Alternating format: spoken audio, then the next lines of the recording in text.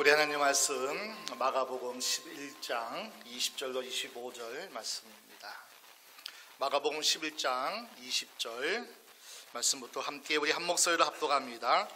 저희가 아침에 지나갈 때에 무화과 나무가 뿌리로부터 마른 것을 보고 베드로가 생각이 나서 여짜오되 랍비여 보소서 저주하신 무화과 나무가 말랐나이다.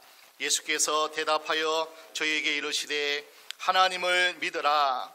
내가 진실로 너희에게 이르노니 누구든지 이 산들어 들려 바다에 던지우라 하며 이룰 줄 믿고 마음에 의심치 아니하면 그대로 되리라.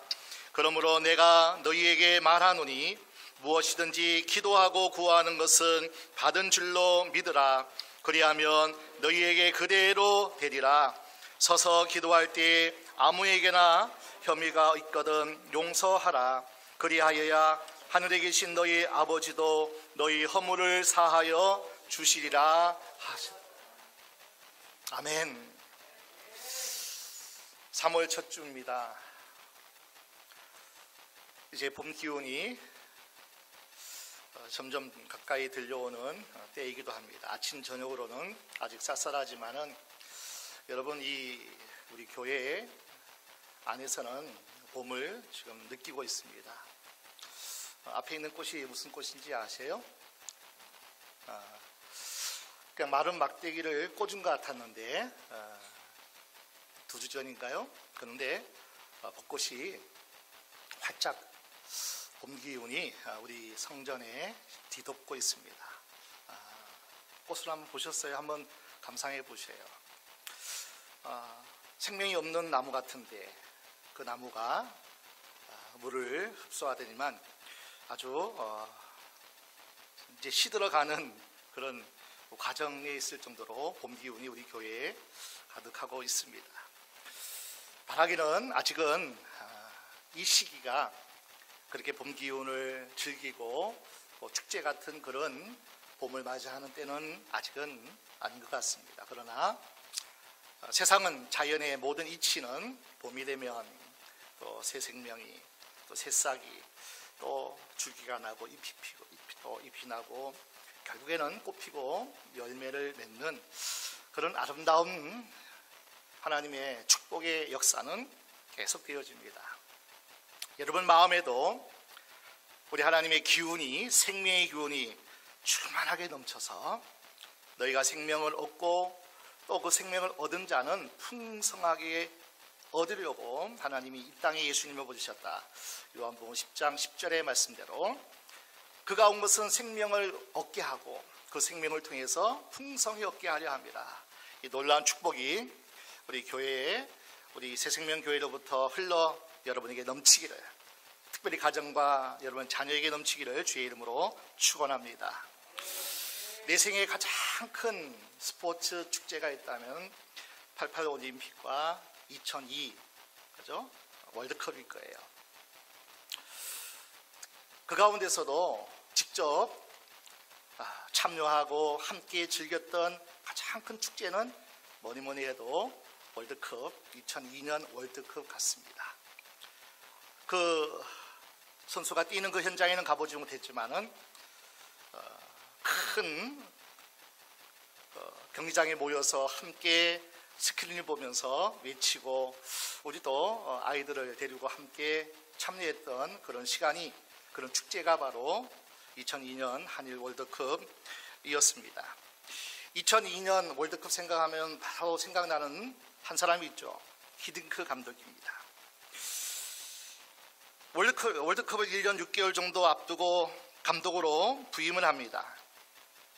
그래서 우리나라가 과연 명장 히딩크 감독과 함께 16강을 진출할 수 있을까? 드디어 16강 진출했습니다. 8강 진출을 앞두고 스페인과 한판 승부를 준비하고 있을 때 히딩크 감독이 남긴 유명한 말 한마디가 있습니다. 나는 아직도 배가 고프다. 8강을 넘어서 4강까지 갔던 신화가 바로 월드컵 신화입니다. 아직도 나는 배가 고프다. 16강에 만족하지 않겠다는 거예요. 아직도 더 차지하고 점령하고 정복할 그 앞에 희망이, 기대가 우리 앞에 있다는 것을 이야기하고 있습니다. 지금은 사순절 기간입니다. 2월 17일 제수요일부터 시작해가지고 4월 4일 부활절 전날 4월 3일까지가 이 사순절 기간입니다. 주일은 뺀 40일을 가리켜서 사순절이었는데, 이 부활절은, 이 주일은 작은 부활절이라고 해서 하나님 앞에 예배하고 기쁨으로 찬양하는 그 주일은 빼놓고 2월 17일부터 4월 3일까지가 사순절 기간으로 교회력 절기로서는 그렇게 지키는데, 그러나 우리 교회는 특별히 사순절을 기념해서 또 하는 그런 프로그램은 없지만은, 이제 이번 한 달 동안은 4월 첫 주 부활주를 앞두고 이 사순절 기간 동안 우리 예수님을 묵상하고 특별히 십자가를 묵상하면서 부활로 우리에게 다시 한번 새 생명을 주신 그 주님을 또 우리가 따라서 또 나가기를 원합니다.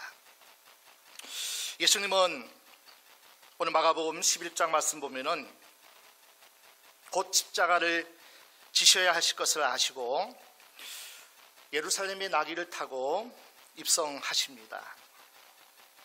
오늘 본문 12절 말씀 보시면 예수께서 시장하신지라 내가 배가 고프다 그렇게 말씀하고 있어요.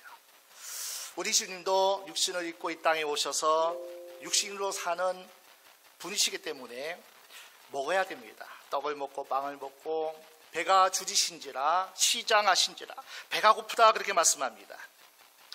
제 아들과 함께 베다니에서 하룻밤을 묵으시고 이튿날 아침에 나오셔서 이 무화과나무 한 그루가 서 있는 것을 보셨습니다. 내가 시장하다, 내가 배가 고프니 말씀하시고 열매를 구합니다. 그러나 가까이 가서 잎만 무성한 그 나무에서 열매를 찾았지만은 열매 하나가 맺혀 있지 않았습니다. 그래서 예수님께서 그 무화과 나무를 저주하셨습니다. 그리고 예루살렘 성전에 들어가셔서 성전 청결 사건, 소나 또 양떼를 비둘기 파는 사람들의 상을 끌어 엎으시고요, 돈 바꾸는 환전상들을 내어 쫓으셨습니다. 그리고 나서 성에서 나오다 보니까 저주한 바로 그 무화과 나무가 잎사귀 줄기는 물론 뿌리부터 바짝 말라 있었습니다. 조금은 이 당황스러운 이야기가 오늘 본문의 대략적인 내용입니다. 원래 나무가 죽더라도요, 잎이 마르고 그리고 몸체도 마르지만은 결국 그 뿌리는요, 오랜 시간 동안 그 뿌리는 생명이 질기거든요. 근데 그 무화과나무, 예수님의 저주한 나무는 잎은 물론이고 뿌리까지 말라 있던 그런 역사가 나타났습니다. 오늘 본문은 많은 사람들이 좀 난해한 기절 가운데 한 부분입니다. 복음서에 예수님께서 행하신 기적들을 쭉 찾아보면은 37가지의 기적이 소개되어 있습니다. 36가지의 기적이 축복의 기적이었어요. 그래서 병든 자를 치료하셔서 눈먼 자는 뜨게 하시고 안전뱅이를 일으키시고 또 바다를 잠잠케 하시고 죽은 자도 살리셨던 놀라운 주님의 기적, 요한복음 2장에는 가나 혼인잔치에 물로 포도주를 만드는 놀라운 표적까지, 이러한 축복의 역사들이, 기적들이 우리 예수님께 행하신 대부분의 다 기적입니다. 그런데 한 가지 기적은 저주 기적이었어요. 오늘 본문에 무화과 나무를 저주한 기적이 바로 그 한 가지입니다. 유독 복음서의 마지막 이적, 십자가 고난을 목전에 두고 행하시는 그 소중한 기적이 축복 기적이 아니라 저주 기적이었다는 거예요. 여러분 잘 이해되십니까? 주로 예수님이 행하신 기적은 다른 사람들을 위한 기적이었어요. 그래서 이사야 61장 말씀대로 하나님의 영이 내게 임하셨으니 나로 가난한 자에게 보내셨다는 거예요. 포로된 자에게 보내셨다는 거예요. 눈먼 자에게, 고통당하는 자에게, 마음이 상한 자에게. 주로 예수님의 기적은 눈먼 자를 뜨게 하셨고요, 포로된 자를 자유케 하셨어요. 귀신을 쫓아내 주시기도 하고요. 많은 육신의 연약함을 치료해 주셨던 놀라운 축복의 기적의 사건들이 우리 주님이 행하신 기적이었는데, 근데 마지막 죽음을 앞두고 십자가를 앞두고 주님이 행하신 기적이 저주 기적이라는 거예요. 자신을 위해서 기적을 베푸지 않았습니다. 남을 위해서. 심지어는 성령에 이끌려서 마귀에게 시험을 받을 때도 배고프니까 40일 금식하신 후인지라, 그런데도 얼마든지 돌로 떡을 만들 수 있는 능력이 주님께는 있었거든요. 그런데 자신을 위해서는 기적 베푸지 않았어요. 십자가에 달려 돌아가실 때도 한편 강도는 너도 구원하고 우리도 구원해서 천군 천사를 동원해서 노마 부수고 우리도 함께 살자. 그러나 예수님은 기적을 일으키지 않으셨어요. 자신을 위해서는 침묵하셨습니다. 그러나 오늘 본문은 열매 드시지 못했다고, 우리가 보기에는 짜증나셨는지 심술 부리듯 무화과나무를 마르게 하셨어요. 열매 없다고 저주하신다면 이 땅에 살아남을 사람이 어디 있겠어요? 살아남을 나무가 또 어디 있겠냐는 거예요. 특별히 본문 13절을 한번 볼까요? 이는 무화과의 때가 아님이라. 그렇게 기록하고 있는 것을 보면은 무화과가 맺힐 만한 때가 아닌데 무화과 열매 내놓으라고 안달하다가 예수님께서 저주하셨다는 거예요. 아니, 눈이 펑펑 쏟아지는 겨울에 사과나무 앞에서 사과나무 열매 없다고 저주하신 격이라는 거예요.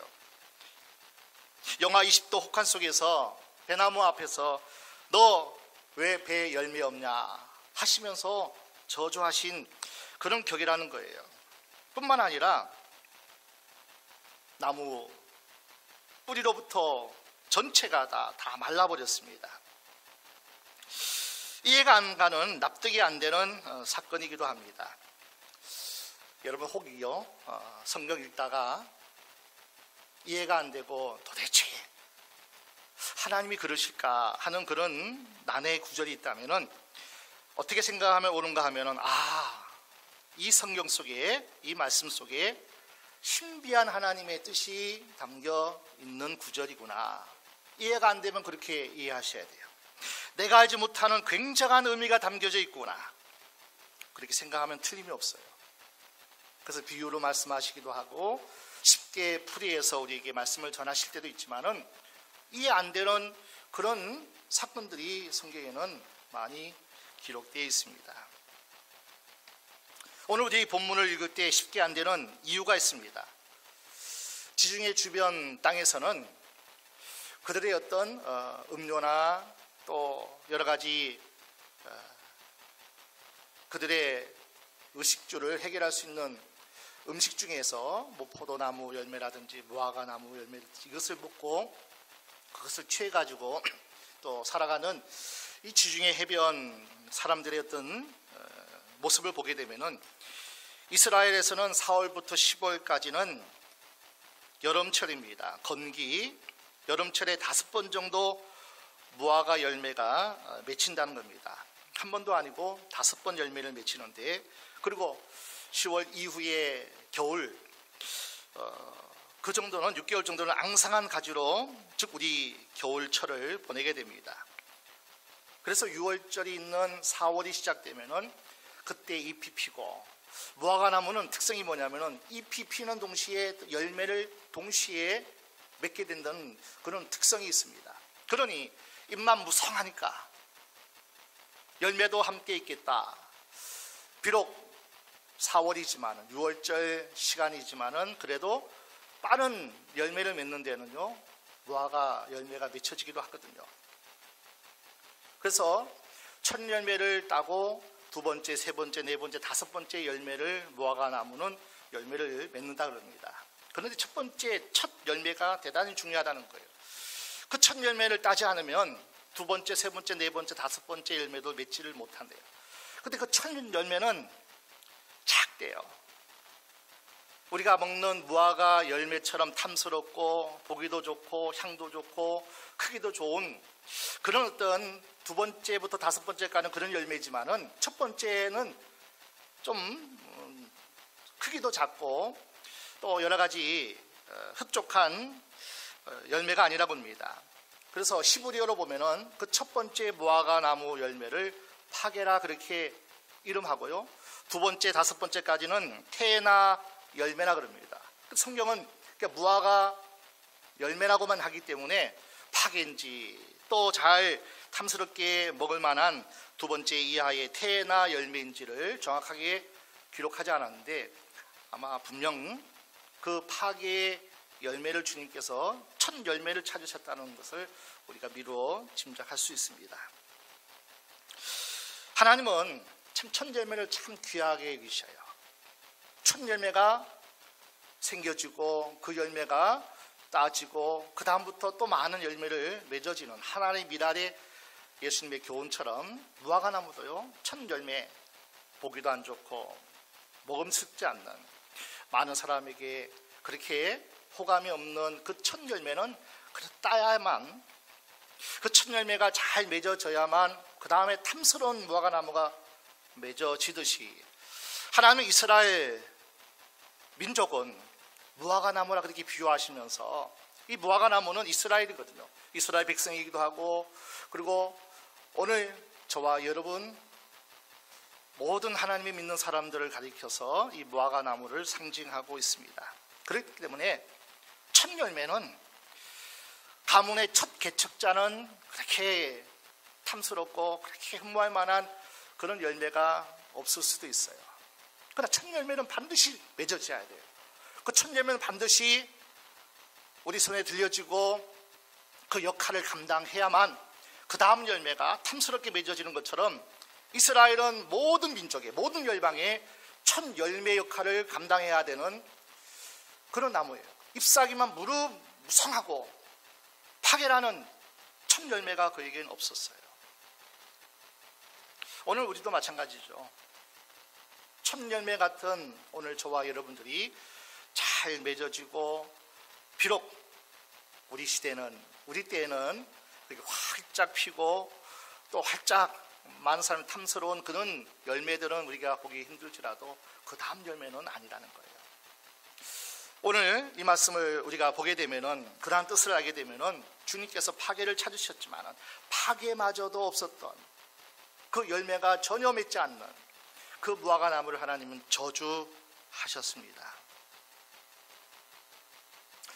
그러고 나서 이제 무화과나무 저주가 끝나고 나서 예루살렘 성전 청결 사건으로 이어지게 됩니다.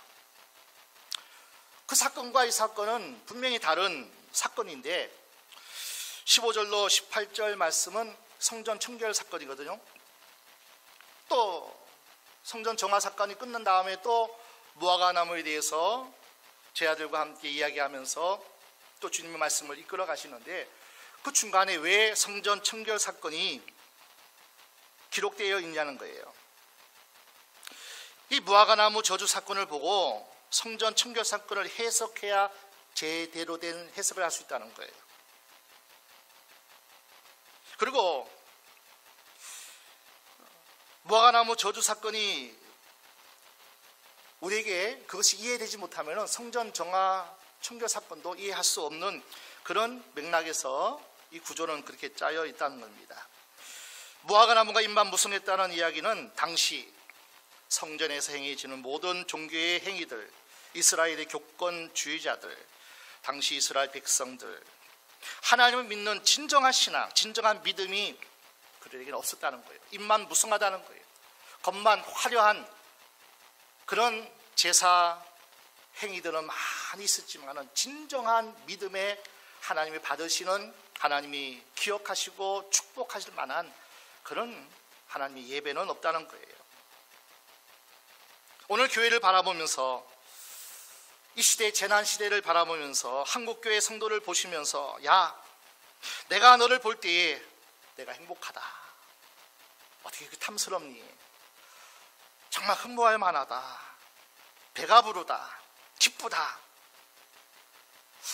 오늘 이 시대에 우리를 향해서, 재난 시대에 속한 모든 그리스도인을 향해서 야, 너를 보니 내가 배부르다, 기쁘다, 이런 말을 하기보다는 네 예배, 네 기도, 교회를 생각하는 마음, 세상에서 하는 말, 언어, 행동, 내 인생의 비전, 꿈을 살펴보니까 주님께서 배고프다, 먹을 것이 없구나. 네 예배가 그렇고 네 기도가 그렇고 교회를 사랑하고 한 영혼을 사랑하는 네 모습이 열매가 없구나. 찾고 찾아봐도 내가 어떻게 너를 축복하고 어떻게 너를 세우고 내가 너를 어떻게 영광 받기를 원한 하나님의 계획 안에 있는데 너에게는 열매가 없구나. 내가 배고프다. 한번 묻겠습니다. 오늘 여러분은 잎사귀입니까? 아니면 열매입니까? 입만 무성한 그런 모습일 수 있어요. 예배 잘 드리기도 하고 하나님 원하시는 봉사와 헌신도 하지만은 주님께서 보실 때에 입만 무성한 무화과나무가 돼서는 안 된다는 거죠. 열매가 있어야 돼요. 하나님 받으시는 만한 열매. 너는 과연 잎사귀냐 아니면 열매냐? 한 걸음 더 나아가서 예수님의 저주를 받아서 바짝 마른 한 그루 무화과 나무는 아니냐, 우리에게 도전하고 있는 겁니다. 요한복음 2장 19절 말씀 보면은 우리 주님께서 이 성전을 흘라 그러면 내가 사흘 만에 다시 내가 일으키리라.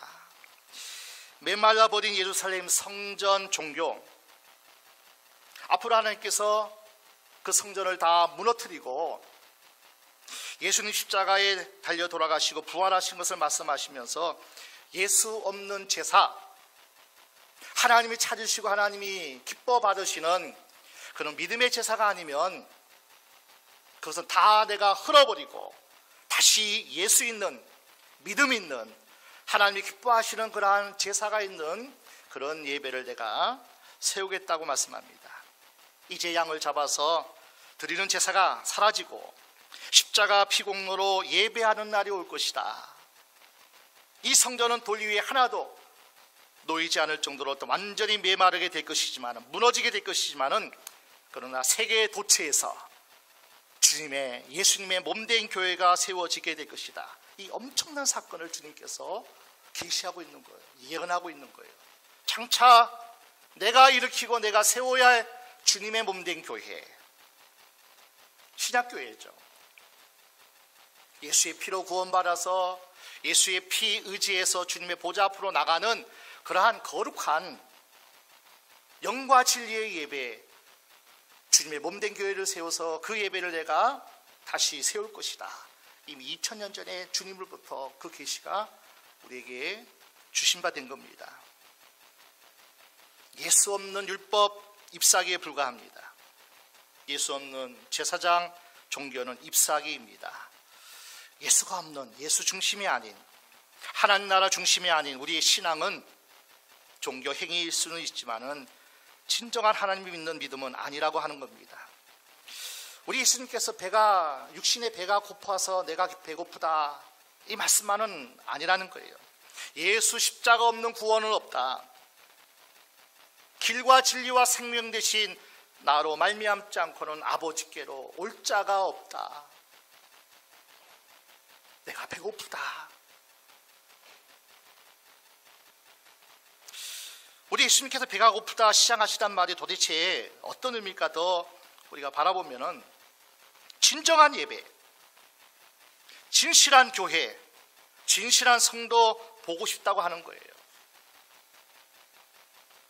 하나님이 받으시는, 하나님이 기억하셔서 하나님이 그를 통해서 역사하시는 그런 교회, 그런 진실한 성도 내가 너무나 찾기를 원한다. 내가 목마르다, 내가 배고프다, 그렇게 말씀하는 거예요. 다시 말하면 더 나아가서 우리 성도들의 믿음의 기도를 예수님이 보고 싶어 한다는 거예요. 잠언 8장 17절에도 나를 간절히 찾는 자가 나를 만날 것이니라, 그렇게 말씀하고 있어요. 레위기 19장 13절 말씀에도 너희가 전심으로 나를 찾고 찾으면 나를 만나리라. 진실한 기도, 하나님 역사할 만한 그러한 믿음의 기도, 능력 있는 기도, 그 기도가 내가 찾고 있다는 거예요. 전심의 기도, 강청하는 기도, 세례와 같은 기도, 그 기도를 주님이 지금 찾고 계시고 그 기도에 목말라 하시고요, 배고파 하시는 거예요. 우리 성도들이 하는 믿음의 기도, 능력 있는 기도가 고프다는 거예요. 또 오늘 본문 22절에 보면 예수께서 그들에게 대답하여 이르시되 하나님을 믿으라. 너희가 정말 하나님을 경외하고 하나님을 온전히 믿는 자는 도대체 무엇인가? 아마 제 아들이 하나님을 믿는 것이 뭡니까? 그렇게 물어봄직해요.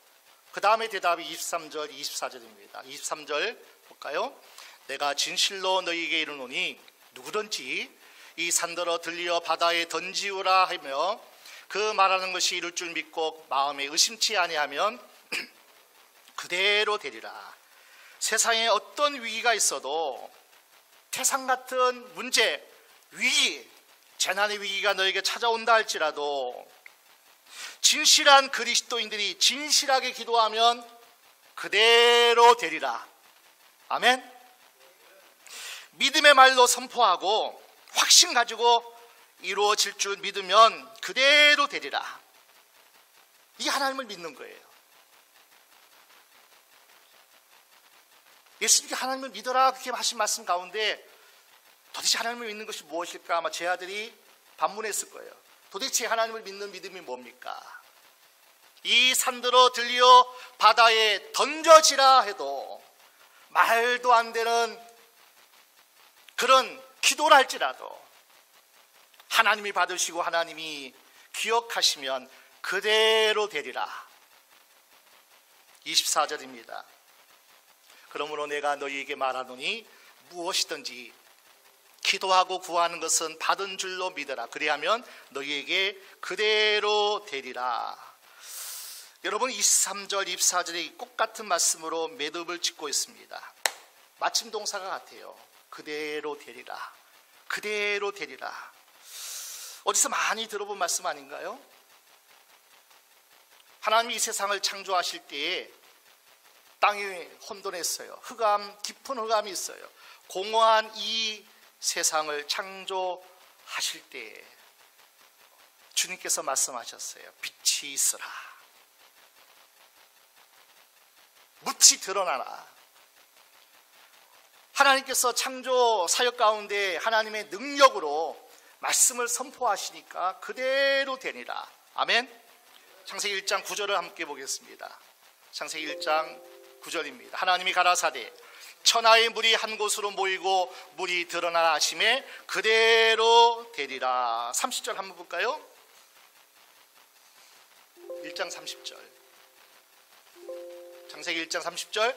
또 땅의 모든 짐승과 공중의 모든 새와 생명이 있어 땅에 기는 모든 것에게는 내가 모든 푸른 풀을 식물로 주노라 하시니 그대로 되니라.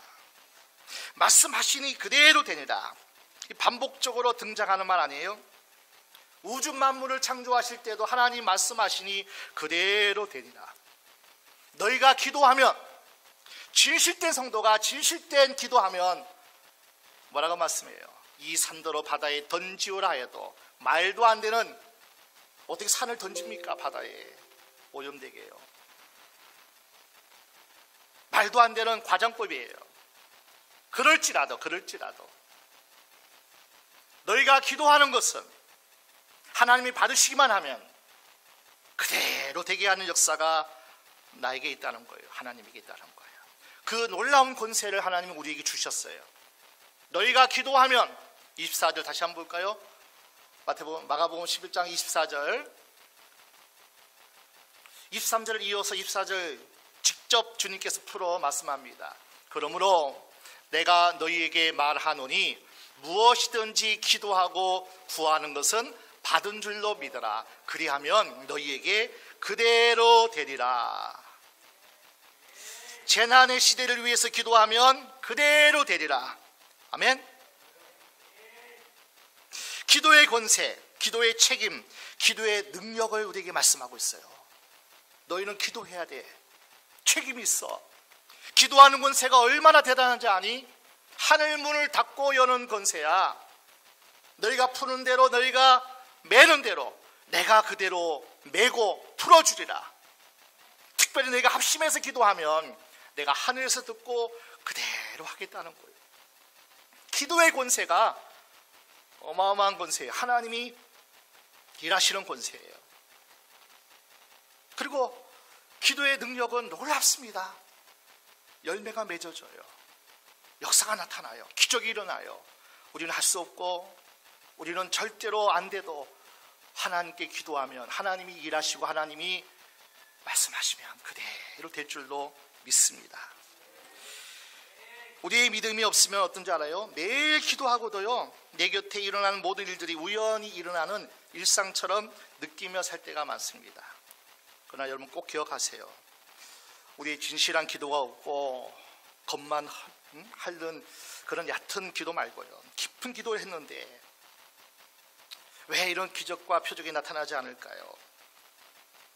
꼭 우리가 기억할 것은 뭐냐면은, 우리의 진실한 기도가 없으면 내 곁에서 일어나는 은혜의 사건들, 기적 같은 일들이 늘 일상이지만은 그 모든 일들이 일어나지 않는다는 사실을, 기도가 멈추어지면 당연히 우연이라고 생각하는 일들이 멈춰져요, 여러분. 그러니까 당연히 건강하고 당연히 내가 먹고 살고 우리 가정이 평안하고 이런 일상들이 기도가 멈춰지면요, 그 당연한 우연의 일상들이 멈춰지게 돼요, 여러분.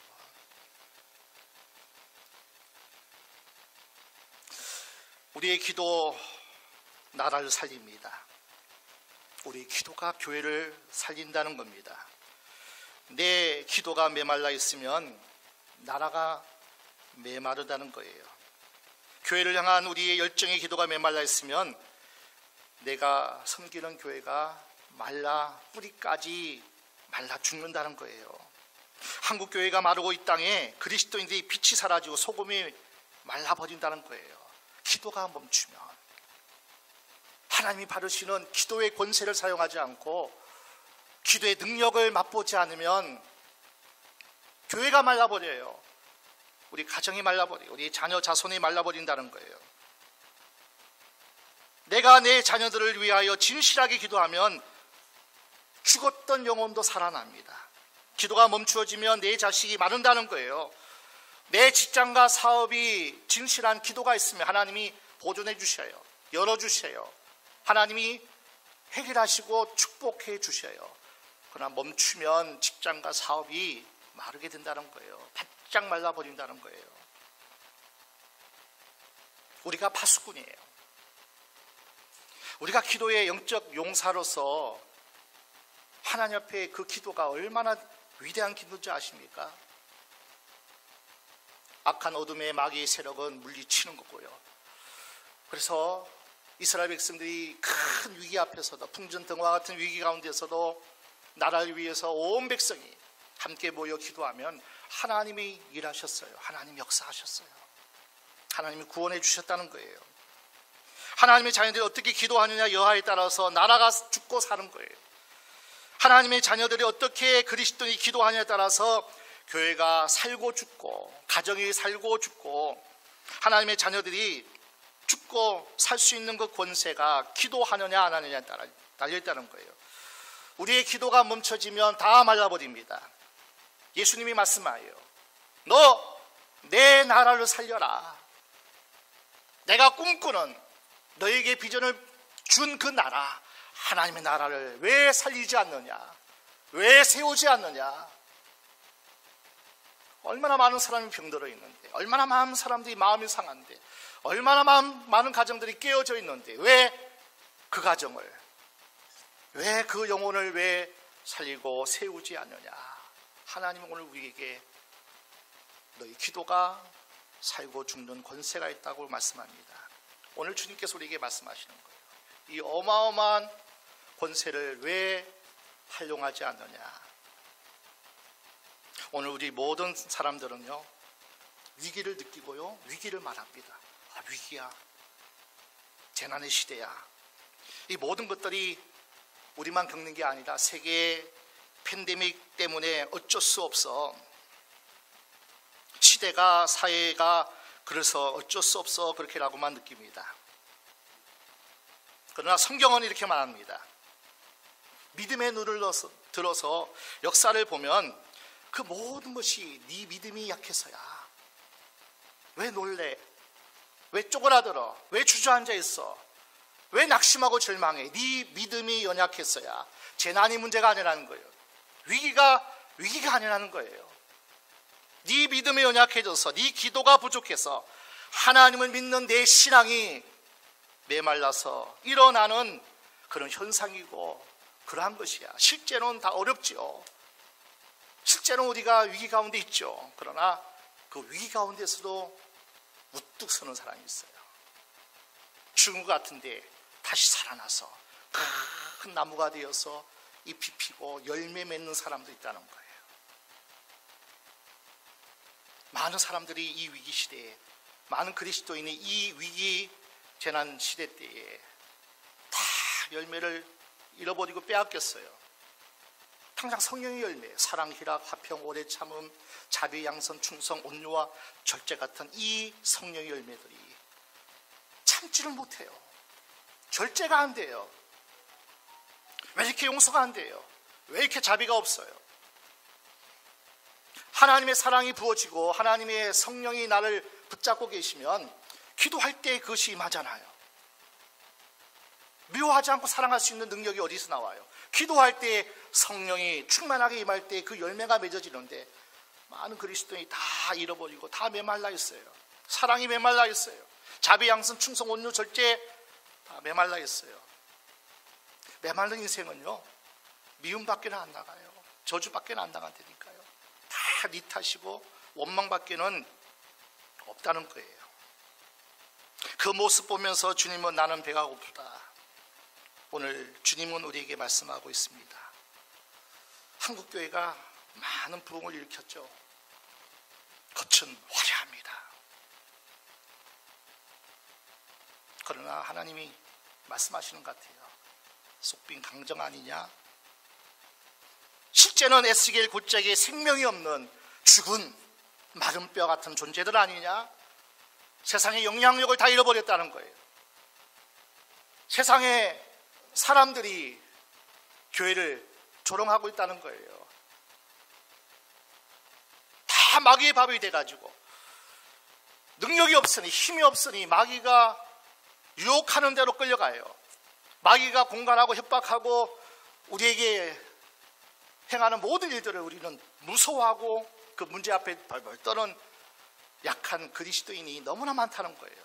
내가 이 시대를 바라볼 때, 한국교회를 바라볼 때 내가 배고프다.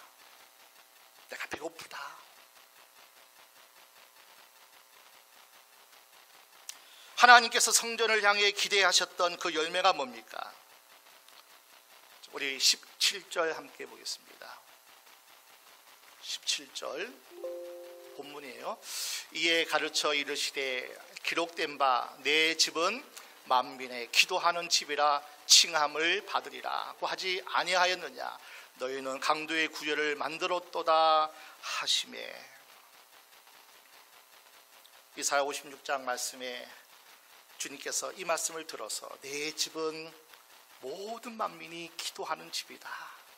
하나님께 내 죄와 내 문제와 내 연약함을 다 내어놓고 치유받고 회복되어져야 되고, 네 소원은 내가 다 금향로의 기도로 내가 다 받으리라고 하나님께서 세우신 그 하나님이 기뻐하시는 그 예배, 그 기도, 기도의 권세와 열매를 얘기하는 겁니다. 우리가 기도하면 이 산더러 들리어 바다에 던지우라 하여도 도무지 불가능해 보이는 일들이 진실한 그리스도인들이 기도하면 성령의 역사 가운데 반드시 그대로 되리라. 그대로 되리라. 이스라엘 백성이 포로로 잡혀갔습니다. 성전 예배가 말라기 시대 때 보십시오. 눈먼 것, 병든 것, 저는 것, 하나님도 이 재물을 내가 어떻게 받겠니? 하나님 기뻐하시는 제사가 없었어요. 결국 눈 뽑히고 철장에 갇혀서 먼 나라로 포로로 잡혀갑니다. 하나님이 다시 한번 은혜를 주셔서 포로 귀환을 시켰었어요. 거기 학개, 스가랴, 말라기 선지자가 활동했던 포로 귀환 시대예요. 학개 선지자가 성전을 건축하는데, 예배를 회복하는데 놀랍도록 하나님의 말씀을 선포해서 성전을 다시 재건하는 데 일어나잖아요. 스가랴 선지자도 마찬가지예요. 하나님의 성전을 세우는데 불가능해 보여요. 원수가 있어요. 우리의 가진 것은 너무나 부족하고 연약해요. 이때 우리는 할 수 없습니다. 많은 사람들이 낙심하고 절망하고 있을 때 스가랴 4장 7절 말씀 보니까 큰 산이 앞에 있는 거예요.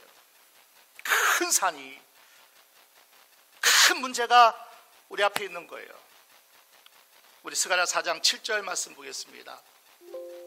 스가랴 4장 7절, 큰 산아 내가 무엇이냐?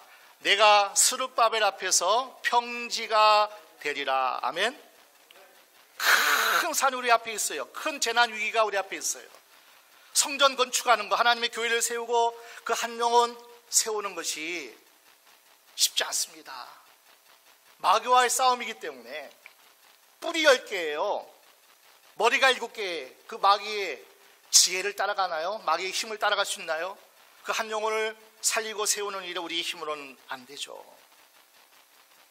우리 가정, 하나님의 축복의 가정으로 세우는데 우리 힘으로는 안 돼요. 힘으로, 능으로 되지 않아요. 하나님의 성전을 세우는데 우리는 역부족이에요. 우리 4장 6절 유명한 말씀을 함께 볼까요? 그가 내게 일러 가로되 여호와께서 스룹바벨에게 하신 말씀이 이러하리라. 만군의 여호와께서 말씀하시되 이는 힘으로 되지 아니하며 능으로 되지 아니하고 오직 나의 신으로 되느리라. 무엇이든지 기도하고 구하는 것은 받은 줄로 믿으라. 하나님의 성령이 일하시겠다는 거예요. 우리의 생각, 우리의 힘과 가지고 안 된다 그러지 마세요. 다 망하는데 우리가 어떻게 일어날 수 있냐고 그러지 마세요. 에스겔 골짜기의 마른 뼈들은 소망이 없었어요. 전혀 소망이 없었어요. 그러나 하나님께서 생기를 불어 넣으시니 살이 붙고 뼈가 척척 달라붙고요, 살이 붙고 큰 여호와의 군대가 되었다라고 말씀합니다. 하나님의 생기가 들어가면, 그리고 에스겔이 선포하기만 하면은 살아붙어라, 살아 움직여라, 말씀으로 명령만 하면요 하나님의 성령이 일하셨어요. 큰 군대가 일어났다는 거예요. 오늘 우리가 할 수 없는 그 일들을 오늘 우리는 지금 하고 있는 거예요. 정말 기도 외에는 이런 유가 나갈 수 없어요. 큰 산을 어떻게 우리가 던질 수 있겠어요? 받은 줄로 믿어라. 과거 동사형을 쓰고 있어요.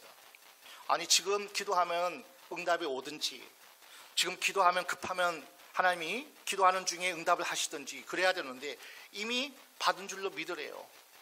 과거 동사형을 쓰면서 이미 너희가 받았다, 이거는 말도 안 되는 이야기라는 거예요. 우리가 기도하는 제목들이 말도 안 되는 기도가 많아요. 그러나 하나님은 그 기도가 하나님이 받으시면, 하나님이 또 흡족히 하나님 영광을 위해서 하나님의 뜻을 위하여 기도하면, 우리가 왜 교회의 부흥을 위해서 기도합니까? 왜 우리 가정이, 왜 하나님의 복을 임하기를 위해서 왜 기도합니까? 왜 우리 가정의 모든 식구들이 다 구원받기를 원하십니까? 다 하나님의 영광, 하나님의 뜻이 이루어지는 거잖아요. 영혼이 살아나고 우리가 하나님의 복을 받아서 많은 사람에게 선한 영향력을 끼치는 그 주인공 되기 위해서 우리가 하나님께 복을 달라고 기도하는 거예요. 하나님 건강 주셔야 됩니다. 하나님 물건 열어주셔야 됩니다. 내 직장, 내 사업 하나님이 책임지시고 열어주셔야 됩니다. 하나님 내게 능력 주셔야 됩니다. 왜 할 수 있거든이 무슨 말이냐? 믿는 자에게는 능치 못함이 없느니라. 기도 외에 이런 이유가 나갈 수 없느니라. 오늘 본문은요, 기도의 권세를 우리에게 말씀하고 있어요. 이 마지막 때는 더더욱 그래요. 더더욱 이 마지막 때는 더더욱 하나님 주시는 최고의 자녀의 권세, 기도하는 권세예요. 우리 아버지가 하나님 아버지라 그렇게 부르잖아요. 자식이 아버지에게 구할 수 있는 것은 너무나 당당하더라고요. 하나님이 우리 아버지가 되어주시겠대요. 너희는 무엇이든지 내게 구하면, 예수 이름으로 구하면 예수 이름으로 내가 시행하리라. 주님이 직접 말씀하셨어요. 요한복음 15장 8절 함께 보겠습니다. 요한복음 15장 8절입니다. 너희가 가시를 많이 맺으면 내 아버지께서 영광을 받으실 것이요 너희가 내 제자가 되리라. 과실을 많이 맺는 방법이 뭔지 알아요? 바로 그 전절을 봅니다. 너희가 내 안에 거하고 내 말이 너희 안에 거하면 무엇이든지 원하는 대로 구하라. 그리하면 이루리라. 너희가 기도한 대로 다 그대로 되리라. 주님께 달라붙어 있으면 되고요. 그리고 생명을 얻었잖아요. 달라붙어 있으면요. 예수 믿으면 생명이 우리에게 있단 말이에요. 하나님이 영접하는 자, 하나님의 자녀가 되는 권세를 주셨기 때문에 요한복음 10장 10절 말씀도 내가 온 것은 양으로 생명을 얻고 풍성히 얻게 하려 함이라. 하나님 아버지의 그 모든 부요하심, 모든 하나님의 능력, 아버지께 구하면 하나님이 자식에게 준다는 거예요. 우리에게 준다는 거예요. 오늘 이 놀라운 하나님의 약속이 너무나 우리에게 오늘도 약속하고 있고, 특별히 고난중간 주님이 왜 십자가에 지셨습니까? 왜 주님이 골고다 언덕길에 고난 받으셨습니까? 이 권세를 우리에게 주셨고, 너희가 이 권세를 받아야만, 이 권세의 능력을 너희가 가져야만 성령이 임하면 너희에게 권능을 받으리라. 성령이 임하면 권능이 임하게 되고요, 권능이 임할 때 주님의 뜻을 이룰 수 있기 때문에 오늘 저와 여러분에게 이 놀라운 권세를 하나님이 행사하기를 원합니다. 우리 교회는 더더욱 기도하는 교회가 되기를 축복합니다. 이왕이면 더 많이 긴 시간을 하세요. 그리고 긴 시간 가운데 더 간절히 전심의 기도, 아무나 할 수 없잖아요. 뭐 하루 12시간 뭐 며칠을 기도했다 그러는데 전심의 기도가 아무나 하지 않습니다. 아무나 할 수도 없어요. 오늘 저와 여러분이 이 놀라운 권세를 하나님 주신 바 되었고, 이 권세를 사용하라고 우리에게 말씀합니다. 그런데 여러분, 아직도 내 안에 강도의 소굴이 있으면 안 되잖아요. 악한 자가 우리에게 준 그 상처, 그 연약함, 그 모든 것들을 우리가 그대로 갖고 있으면 절대 기도가 되지 않아요. 그래서 25절 말씀을 우리에게 뜬금없이 25절이 나오는 게 아니에요. 용서의 능력이 어마어마한 능력이라는 거예요. 용서는 하나님만이 할 수 있는 능력이에요. 우리가 어떻게 용서받을 수 있겠어요? 예수 믿고 하나님 우리 죄를 다 처리하시고 우리를 용서하셨잖아. 1만 달란트 엄청난 빚을 탕감해 주신 그 용서를 우리는 기적을 맛봤어요. 기적을 맛봤단 말이에요. 너희가 기도하면 용서하는 능력을 주리라. 여러분, 아무리 남편을 위해서 기도하고 자녀를 위해 기도하고 누구를 위해서 축복 기도해도요, 우리 안에 용서의 능력이 없으면 그 기도가 상달되지 않거든요.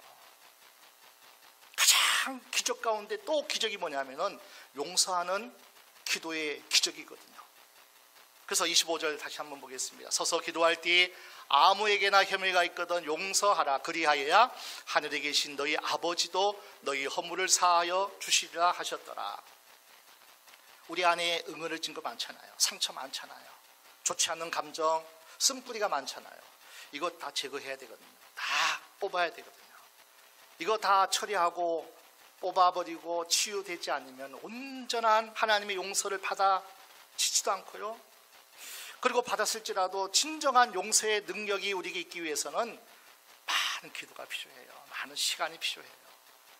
우리 교회에서 내적 치유 말씀 선포 책자 있잖아요. 왜 우리가 끊임없이 말씀을 붙잡고 왜 기도해야 되는지, 왜 읽고 또 선포하고 왜 선포해야 되는지, 말씀이 능력이고 내 말이, 내가 선포한 그 놀라운 권세가 하나님이 일하시는 역사거든요. 기적 중에 최고의 기적이 구원받은, 용서받은 기적이고요. 우리가 행사할 수 있는 최고의 기적 또한 용서하는 기도예요. 용서하는 기적이 되니까요. 아무나 용서하지 않으니까요. 생각은 용서했을지라도 내 안에는 용서가 안 되는 게 많단 말이에요. 그래서 우리는 끊임없이 깊은 기도, 전심의 기도를 하게 되면 하나님이 그 기도를 이제 받으셔서 용서의 사랑의 아가페 사랑이 부어지면 진짜 기도가 그때부터 되는 거예요. 3개월, 6개월, 1년 동안 기도했는데 이제 남편을 위해서 기도하네요. 그 소리 다 안 들어봤어요? 이제 용서가 되는 거예요.